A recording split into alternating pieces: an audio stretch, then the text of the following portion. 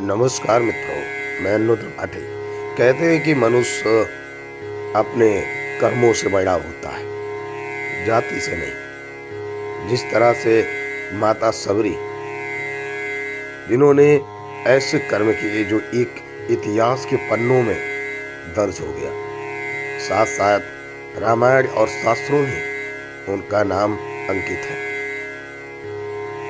माता सबरी, आपने देखा होगा कि माता सबरी का भी मंदिर है। लोग उनकी पूजा करते हैं, अर्चना करते हैं।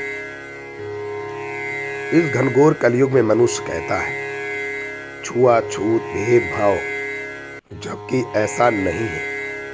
क्योंकि जब आपके कर्म अच्छे होते हैं, जब आप कर्मों के प्रति निष्ठावान रहते हैं, आप कर्म अच्छे करते हैं, मनुष्य के लिए अच्छी भावनाएं रखते हैं और अध्यात्म की ओर अपना दिमाग लगाते हैं, तो आप छुआछूत में कैसे हो सकते हैं? आप साधारण मनुष्य कैसे हो सकते हैं?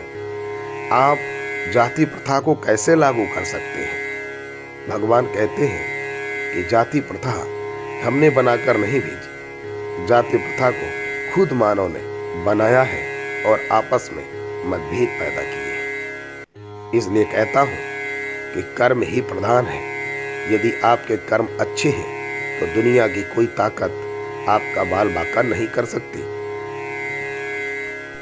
अब जैसा कि अभी हाल में ही जनपद बरेली में एक मामला हुआ था, जिसमें एक ग्राम प्रहरी की मृत्यु हो जाती है, लेकिन उसमें कहीं ना कहीं दाल में काला लग रहा है। हम तो एक कोशिश और परिश्रम को कर सकते हैं। ग्राम प्रधान के द्वारा हमारे पास एप्लीकेशन आया और हमने वहां उसके खिलाफ आवाज उठाई, लेकिन उसके बाद मानो ऐसा प्रतीत हो रहा है, बताया जाता है कि 40 से 50 लोगों का परिवार है और परिवार के लोगों के द्वारा उस चौकीदार की हत्या की गई।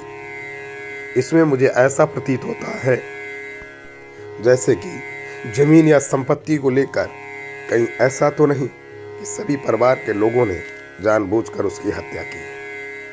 शायद उस चौकीदार के परिवार को ये चीज नहीं पता है, क्योंकि उसके परिवार में सिर्फ एक बेटी और उसकी पत्नी है। बेटी की उम्र महज 14 से 15 साल होगी।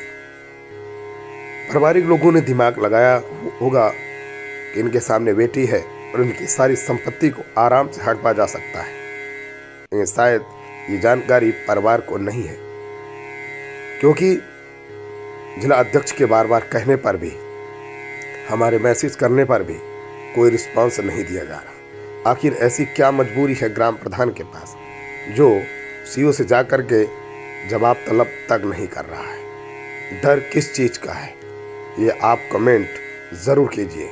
कुछ तो है। लोग संपत्ति की वजह से लोगों की जान तक ले ले रहे। आप सभी अपना कमेंट जरूर कीजिए, इसमें क्या रहस्य हो सकता है? इसमें हमें बड़ा रहस्य प्रतीत होता है, लेकिन अगर इस तरह का फ्रॉड किया गया है तो ऐसे लोगों के खिलाफ सबसे पहले कार्रवाई होनी चाहिए। इसके लिए भी आगे की रणनीति बनाई जा सकती है। भगवान कहते हैं कि व्यक्ति इतना गिर चुका है कि किसी को भी मारने में पीछे नहीं हटता, इसीलिए घनघोर कलयुग कहलाता है।